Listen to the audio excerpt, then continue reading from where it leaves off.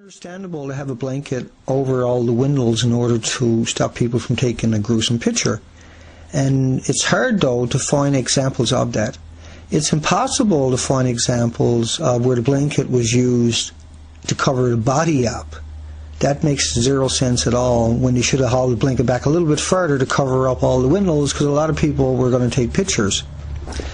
And so that seems extraordinary.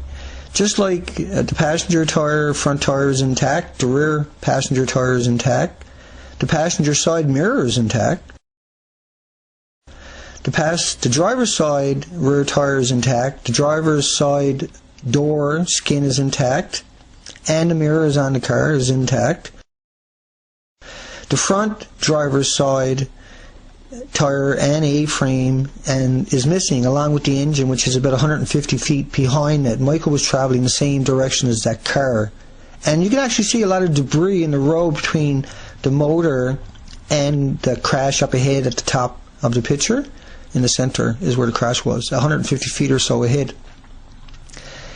It's also rather odd when you think about the motor must have got ejected 150 feet away through the driver's side, and so you probably find the tire back where that engine is to. It went up in the air, traveled to the right-hand side. Michael continued to travel up the road and came to a rest against a tree. And so that's definitely what happened here. Everybody can say what they want, but the evidence is the evidence, and so I'm not going to try to argue with the evidence. That's well established that the motor is behind him from the direction. You see where the engine and the drivetrain were, which were behind the vehicle. So basically, it defied gravity in my mind. In talking with university engineering department in theirs as well, they said that the engine should have been the opposite direction.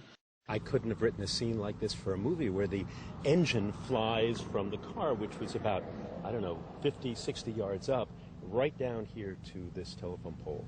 Jay Borowitsky claims it's normal for a car rear end to crumple in a head-on collision. Now, that's in response to me saying I think it's odd that Michael Hastings' car had that damage over the rear tire.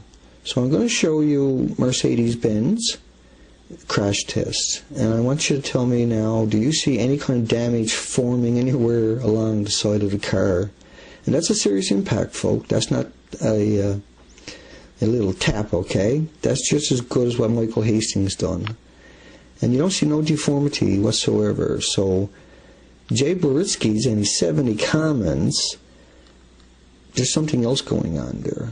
So even if Jay Borowitsky was right and the rear did cave in, how come the driver's side didn't cave in? Researchers from UCSD and the University of Washington showed that if they could touch the CAN bus through that diagnostic port, they could take over all of the functionality of the car that's controlled by software.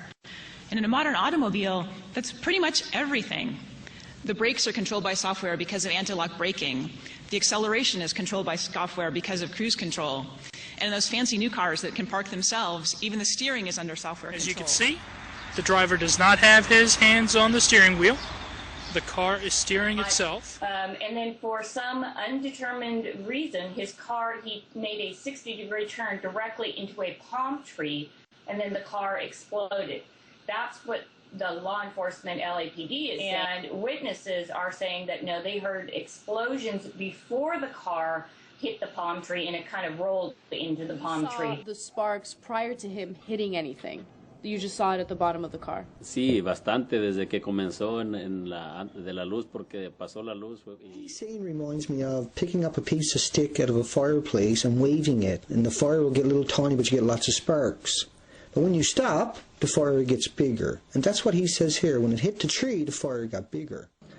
Llegaron donde se estampó en la palma, fue cuando saltó la lumbre, pues fuerte. What makes this interesting is the police says it's a normal accident. Police say there is no evidence of foul play. Investigators are currently looking into whether Hastings' car had a mechanical problem. And Mercedes is anxious to go into Los Angeles and work with the PD. What they tell me is they have not received that call. The fire department says they're not allowed to talk about it. Well, the fact that when you go to the LA Police Department, then you go to the fire department, and you go to the different agencies, they all said they couldn't comment, and some of them said they were told not to comment on the story. There's no skid marks at the scene, and Joe Biggs, who calls the coroner up and is told. And they said that they had released it a while back, but when I'd spoken to the family, they hadn't received it yet. Well, what happened was they ended up apparently cremating the body, but I mean, I'm pretty sure that's something that he wouldn't have wanted. I'm pretty sure, I mean, anybody would want their family to have an actual funeral. So that was pretty odd. And then when I called the LAPD and asked for a report, I said, what steps do I need to go through to file to get a copy of the police report on Michael Hastings' death? And then all of a sudden they're like, well, we need to transfer you. And then someone told me, well, we can't help you with this. And it just kind of got pushed around. But it really is about finding out the facts about what happened here. Aren't we interested in that? Yes, absolutely.